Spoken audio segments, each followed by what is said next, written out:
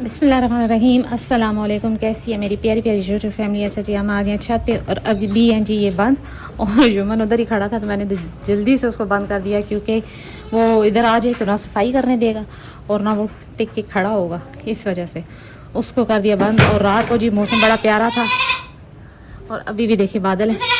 अभी पिलाना है जी थोड़ा सा मुकद्दर को दूध। बूढ़ी बेगम भी ये खड़ी है और फिर करनी है थोड़ी सी सफाई। ख़ास बात के बारे में आज मैं बताती हूँ आपको जी इस वीडियो में, छोटी मामूली लेकिन बहुत ही ख़ास बात।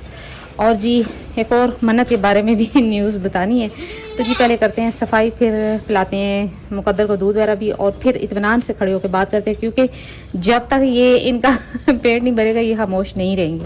लिहाजा पहले जी माशाल्लाह से सफाई मैंने कर दी और ये भी अपना अपना खा रही हैं, तकरीबन खा चुकी हैं। और ये रहा मुकद्दर पानी पी रहा है, मुर्गियों को कर दिया इधर, और बकरे को थोड़ा सा यहीं पर मैंने उस पर पानी शानी डाल दिया ताकि वो ठंडा हो जाए। और वो भी अपना जुम्मन अपना खा रहा है खाना।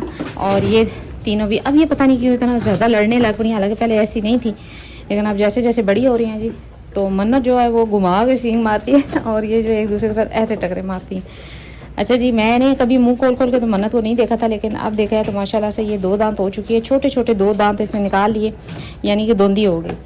तो अभी आगे देखते हैं। यही मन्नत की मैंने न्यूज़ देनी थी कि बहुत से लोग पूछते हैं कि जी मन्नत की एज क्या है, तो जी माशाल्लाह साल से ऊपर की, और अब ये दोंदी हो गई है और अभी फ़िलहाल इसे कोई क्रॉस नहीं करवाया। इंशाल्लाह 4 दांतें क्रॉस करवाई जाएगी। और ये रही जी गुड्डी। गुड्डी ने आज रात को फिर पट्टा उतार दिया, पट्टा कह लें या वो जो भी गले में था इसके, तो वो उतार दिया जी और फिर खुली हुई थी। खैर कोई बात नहीं, लड़ाई झगड़ा तो उस रात को नहीं करते क्योंकि रजी होती हैं तो आराम से बैठ जाती हैं, कोई इतना इशू नहीं होता। दिन को ये है कि थोड़ा बहुत झगड़ा झगड़ा होता रहता है। वो रहा मुकद्दर। मुकद्दर जी बैठ के मज़े से खा रहे और पीछे से पानी सारा उसके नीचे जा रहा है, लेकिन ये है कि आराम से बैठा हुआ खा रहे हैं। ये देखिए माशाल्लाह भी दूध पी रहे, लेकिन इसका दूध जो है ना अब कम करवाया जाएगा क्योंकि ये ज़्यादा दूध पी रहे तो इसको मोशन हो जाते हैं। वजह ये है जी कि इसका खाना पीना ठीक है माशाल्लाह, फुल टाइम साथ इनके खाता है, जितनी देर बकरियां खाती रहती हैं ये इतनी देर खाता रहता है। अच्छा जी, एक बात जो मैंने खुसूसी एक पॉइंट नोट करवाना था वो यही था, या जिस तरफ तवज्जो दिलवानी थी वो बात यही थी जी के मौसम आ गए तो जैसे कि कुर्बानी के बकरे आ गए हैं या जो भी गए जानवर, बड़े हैं छोटे हैं जिनके भी हैं, वो नेल खुर कटवाते हैं। और जी बाल ये जो पीछे बैक साइड पे होते हैं बकरियों के, जैसे कि ये मन्नत के भी हैं, तो ये उतरवाते हैं। तो बंदे बुलवाते हैं जी तो वो आके काट के चले जाते हैं। अच्छा, मेरा कहना ये है जी कि जब भी कोई बंदा बुलवाएं या कटवाने के लिए तो उसके जो औज़ार हैं, जिसे कह लें जी कैंची कह लें या जो भी उसका नेल कटर है जो भी है, उसको चेक करवा लें, यानी कि उसको सफाई करवा लें। उसकी सफाई में डिटॉल से आप साफ़ कर सकते हैं, पायोडीन से साफ़ कर सकते हैं, स्पिरिट से साफ़ कर सकते हैं, किसी भी चीज़ से साफ़ करके अपने जानवरों को खुर कटवाएं क्योंकि ये भी बीमारी दूसरे जानवरों की आपके जानवरों तक मुंतकिल होने की बहुत बड़ी वजह है। लिहाजा जब भी या तो अपने घर के औजार रखें जो बकरियों के लिए होते हैं जी, कि जिसमें कटर है और कैंची वगैरह है या जो भी मशीन वगैरह जो भी है वो अपने घर के रखें। तो या फिर ये करें कि जी जिस बंदे को आपने बुलवाया ना उससे पहले कहें कि जी आप इसको अच्छे से साफ़ कर लें, सैनिटाइज़ कर लें, फिर जो है ना जानवरों को नेल खुर काटें क्योंकि कुर्बानी के बकरे आए हुए हैं, बहुत सी बीमारियां इन चीज़ों से आ जाती हैं। और फिर जब खुर कटवाएं, और अमूमन ये होता है कि बाहर वाले जो लोग आते हैं वो खुर काटते हैं तो खून भी निकलता है, ब्लड भी निकलता है जानवर का, बहुत गहरे नेल काटते हैं। तो मेरा नहीं ख्याल कि इतने गहरे नेल काटने चाहिए। मैं मुद्दों से तकरीबन 7-8 साल हो गए नेल काट रही हूँ अपने जानवरों को, मैंने कभी भी इनका ब्लड निकलने नहीं दिया, आराम से काट लेती हूँ जितने भी होते हैं।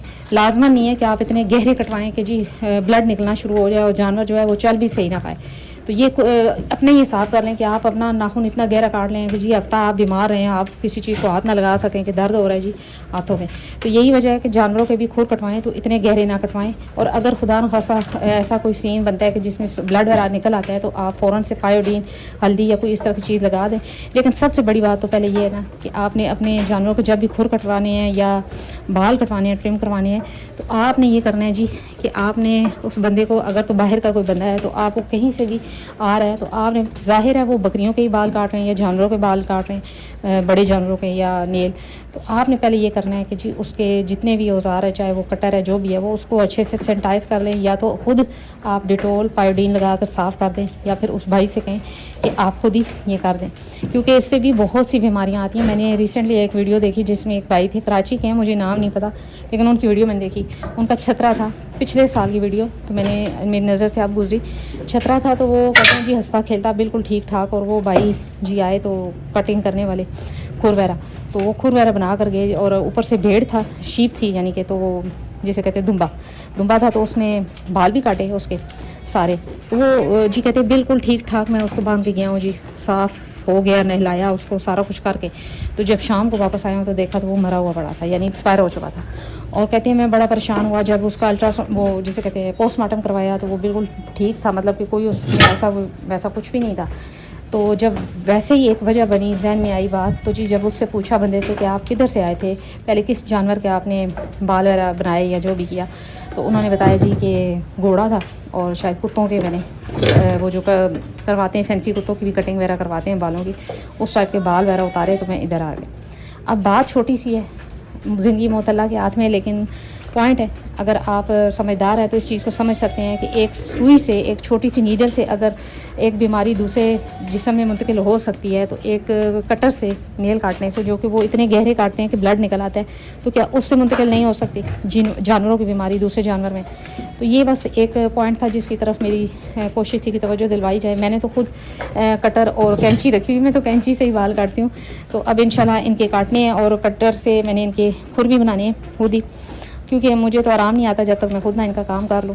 तो अभी इंशाल्लाह बनाने हैं, तो वो भी आजकल मैं बना लूँगी।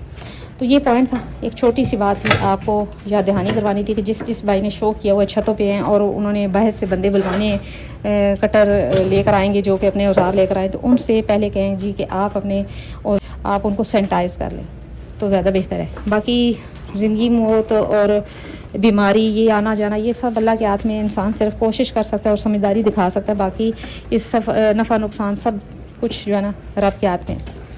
तो ये देखिए जी, आराम आराम से अब खाने ला पड़े, और ये देखिए इनके साथ बराबर होता जा रहा है। और अब तो जी इनको डराता भी है माशाल्लाह से, अगर ये ज़्यादा मारे ना इसको तो ये डरा भी जाता है, यानी डराना मीन कि इनको आगे से सींग दिखाता है और पीछे करता है। ये खा चुकी, अब बस आराम से बैठ जाएंगी। ये रही जी अनमोल। अच्छा, अनमोल की स्किन बिल्कुल अपनी है, नरम मुलायम और बारीक बिल्कुल, और इसकी स्किन बिल्कुल अपनी है। इसकी भी नरम स्किन है, लेकिन सख्त है, जैसे कह रहे बालों में ना जो बाल हैं इसके वो सख्त है। ये तो जी मन्नत बेगम है, इसका तो अपना ही निराला ये हिसाब किताब है, बिल्कुल बच्चों जैसी इसकी स्किन है, जैसे छोटे बच्चों की, बकरी के बच्चों की नहीं होती उस तरह, बिल्कुल मुलायम, और माशाल्लाह से अब धोंदी हो गई। तो अब देखते हैं आगे क्या नसीब में लिखा हुआ है। तो जी मौसम भी आज धूप है सख्त, गर्मी तो सख्त है, लेकिन ये एक रात को काफ़ी बेहतर था मौसम, हवा चल रही थी, और कल थोड़ी सी बारिश भी हो गई, तो जिस वजह से जी इंतहाई, वो जिसे कहते हैं ना शदीद गर्मी, वो हिसाब नहीं है, लेकिन थोड़ा बहुत तो ज़ाहिर है, अब गर्मी का सीज़न है, जानवरों के लिए परेशानी बनेगी थोड़ी बहुत। अच्छा जी, जुम्मन का भी दीदार करवा देते हैं, क्योंकि अक्सर कमेंट्स आते हैं कि जी आप जुम्मन नहीं दिखाते। ये रहा जी जुम्मन ने मुझे कल मारा जी, हाथ पे इतने ज़ोर से सींग मारा। ये रहा, इसको मैंने थोड़ा सा नहला दिया, और ये खड़ा बंधा हुआ है, क्योंकि ये बस दीवारों पे खड़ा होकर ना कुछ का कुछ कर देता है। तो ये जी अपना अपना खा रहे। तो यही थी आज मेरी छोटी सी वीडियो, काफ़ी दिनों बाद वीडियो डाल रही हूँ, बस कुछ मोबाइल का मसला बन गया और कुछ तबीयत नासाज थी। तो जी यही थी आज मेरी छोटी सी वीडियो। उम्मीद करते हैं मेरी वीडियो अच्छी लगी होगी और बात मेरी समझ आई होगी, और कमेंट्स में आपने राय ज़रूर देनी है क्या मेरी बात सही है या गलत। तो मिलते हैं जी नेक्स्ट वीडियो में नेक्स्ट टॉपिक के साथ, तब तक के लिए बाय।